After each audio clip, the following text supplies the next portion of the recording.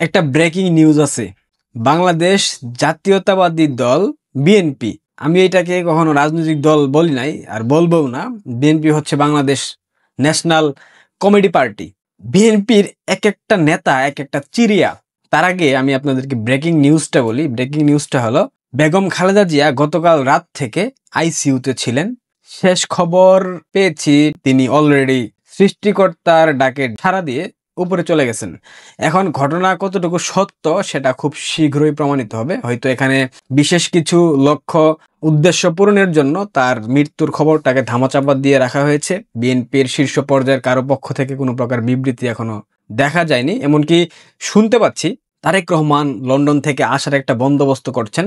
এবং আরেকটা ব্রেকিং আছে, তারেক রহমান লন্ডনের নাগরিক, তিনি বাংলাদেশের নাগরিক নন এবং নির্বাচনী নিয়ম অনুযায়ী এই মুহূর্তে তিনি বাংলাদেশের নির্বাচনে অংশ নিতে পারবেন না, কারণ তিনি বাংলাদেশের ভোটার তালিকায় অন্তর্ভুক্ত কেউ না। এখন নির্বাচন কমিশন তো বিএনপির পকেট, সেই ক্ষেত্রে দেখা যাক নির্বাচন কমিশন কোনো একটা কূট কৌশল অবলম্বন করে হয়তোবা তারেক রহমানকে ভোটার তালিকায় অন্তর্ভুক্ত করবে। এটা ভিন্ন প্রেক্ষাপট। তবে খালেদা জিয়ার চলে যাওয়াটা মোটামুটি সন্দেহের কারণ আছে। বিএনপির একাধিক নেতা একাধিক কথা বলছে। বাংলাদেশের ইতিহাসে যতগুলা রাজনৈতিক নেতার জানাজা হয়েছে, মৃত্যুর পর মুসলিমদের যে জানাজা হয়, জিয়াউর রহমানের জানাজায় সব থেকে বেশি মানুষ উপস্থিত ছিল।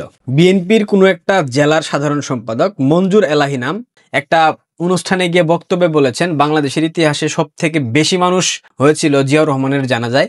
সে রেকর্ড ভাঙবে খালেদা জিয়ার জানাজায় মানুষ উপস্থিতি হয়ে। তার মানে বোঝা যাচ্ছে সামথিং, কিছু একটা হচ্ছে। কিন্তু আসলে কি হচ্ছে সেটা এখন আমরা বুঝতে পারছি না। হয়তোবা কয়েক ঘন্টার মধ্যেই আমরা সঠিক তথ্য পেয়ে যাব।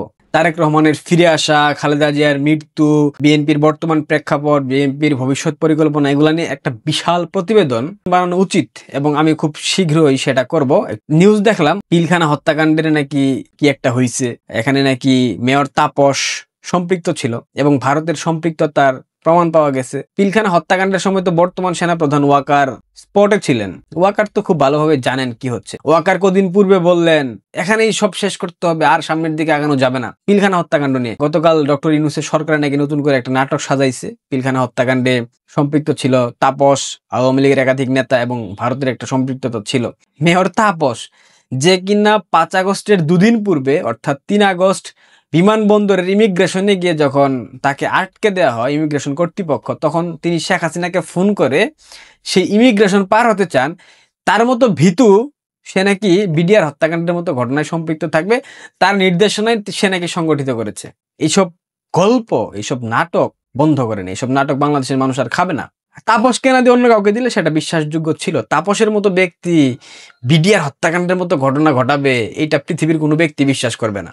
আর ভারতের সম্পৃক্ততার তথ্য তারা দিয়েছে, তারা পেয়েছে। তাহলে ভারতকে এখন কি করা উচিত? ভারত অভিমুখে হামলা হবে, মিসাইল অ্যাটাক হবে? পাকিস্তান থেকে যে জঙ্গিরা বাংলাদেশে এসেছে তাদেরকে দিয়ে কি ভারতের 7 সিস্টার্স খেয়ে দেওয়া হবে? ভারতের পশ্চিমবঙ্গকে খেয়ে দেওয়া হবে? আমরা দেখতে চাই। ভারত যেহেতু এখানে সম্পৃক্ত, বাংলাদেশের আভ্যন্তরীণ রাজনৈতিক বিষয়ে ভারত হস্তক্ষেপ করেছে, তার মানে ভারতকে অবশ্যই চরম মূল্য দিতে হবে। শেখ হাসিনার আজকেও একটা রায় হয়েছে, পুতুলের রায় হয়েছে, সজীব ওয়াজেদ জয়ের রায় হয়েছে, টিউলিপ সিদ্দিকীর 2 বছরের কারাদণ্ড দিয়েছে বর্তমান সরকার। মানে ফালতুমির একটা লেভেল থাকে ভাই। টিউলিপ সিদ্দিকী নাকি শেখ হাসিনাকে জোর করে প্লট বরাদ্দ নিয়েছিল। যেই মহিলা ব্রিটিশ সিটিজেন, ব্রিটিশ ক্যাবিনেটের একজন মেম্বার, সে নাকি বাংলাদেশে প্লট নিবে, আবার শেখ হাসিনাকে জোরপূর্বক প্রেসার দিয়ে। এইসব গল্প খায়।